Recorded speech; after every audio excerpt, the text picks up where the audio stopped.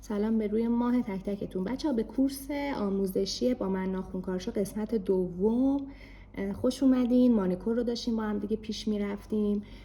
میرم سریع سراغ اصل مطلب. ببینید ما برای مانیکور، یه مانیکور خوب احتیاج داریم به یه دونه از این براشا قیچی مانیکور و یه دونه سرسوهان شمعی نوار قرمز و یه دونه پوشه. توی قسمت اول من بهتون گفتم که شما باید حتما کوتیکول رو به سمت بالا هدایت بکنید. زاویه کوتیکول نباید، زاویه پوشه نباید خیلی بالا باشه، نباید خیلی پایین باشه.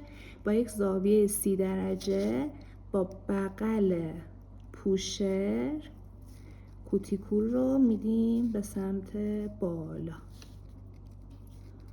طرف مقابل یک بار دیگه چک میندازم و یک بارم زیرش رو میدم. تمام. سوهان برقیمون رو روشن میکنیم و دور موتورش بچه‌ها برای مانیکور یا برای هر قسمت دیگه‌ای که شما بخواین حالا ریموو بکنین، بخواین مواد رو کم حجم بکنین، حتما بچه‌ها دور موتور دستگاهتون باید تا آخر باشه. شما باید فشار دستتون رو کنترل بکنید. متوجه این؟ اگر که دور موتورتون پایین باشه ولی فشار دستتون زیاد باشه، این تمام حالا مواد، سطح کراتین ناخن همه آسیب میبینه. خب حالا ما چیکار میکنیم؟ بعد از اینکه کوتیکولو دادیم بالا، میایم از وسط ناخن شروع میکنیم به صورت سی شکل، خیلی آروم آروم آروم آروم از وسط تا سینوس و از سینوس به پایین رو به این شکل میکشیم. خب و دور موتور رو عوض میکنیم، سی شکل سی شکل سی شکل سی شکل تا سینوس و به سمت پایین. یک بار با هم دیگه میریم اینو ببینیم.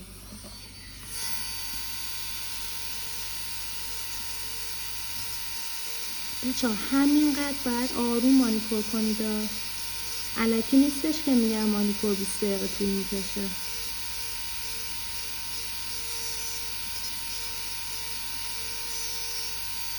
و بغل ناخن رو با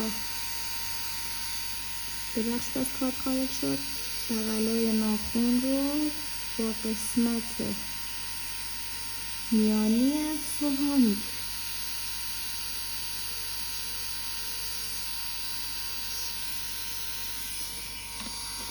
حتما هم بچه ها فراموشتون نشه ها، باید اینو حتما هر لحظه اینو به سمت بالا بدیم.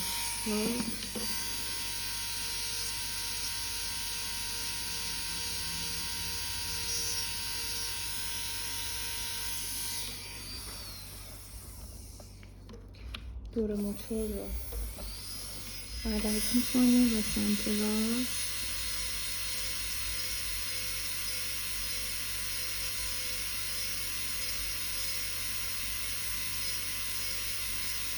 این بچه ها استمرار، الان اینو میبینید این نمیره. خب من نمیام فشار دست بدم، من میام استمرار به خرج میدم، خیلی آروم.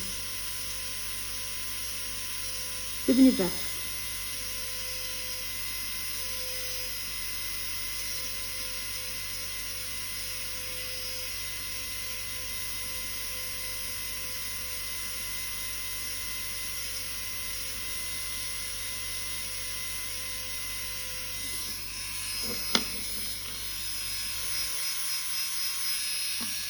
خب حالا بعد از اونی که ما مانیکورمون رو انجام دادیم، ما یه مرحله داریم به اسم مرحله دیواره سازی. خب دیواره سازی اینطوریه که ما باید دور دستگاه روی دور چپ باشه.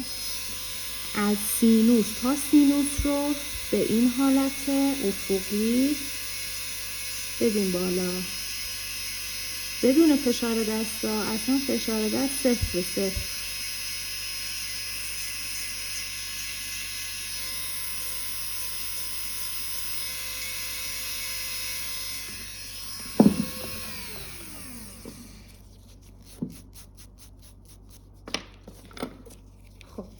حالا برای قیچی کردن باز بچه ها ما از سینوس تا سینوس رو میریم. هیچ وقت اگه پوست اضافه اینجا داشت شما اینو نچینیدش، اینجا رو باید با خود سرسوهان شما صاف بکنید. دیگه وقتی دیوار سازی رو شما انجام بدی دیگه مهم نیست که زاویه قیچی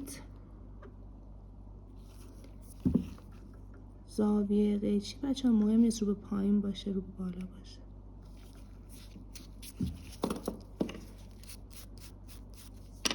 خب حالا میریم برای چک آخرش.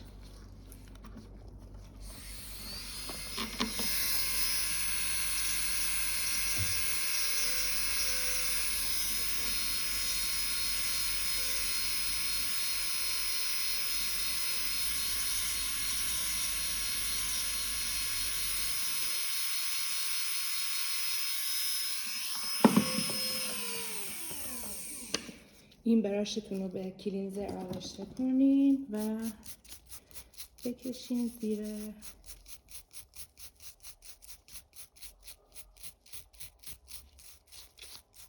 کوتیکول.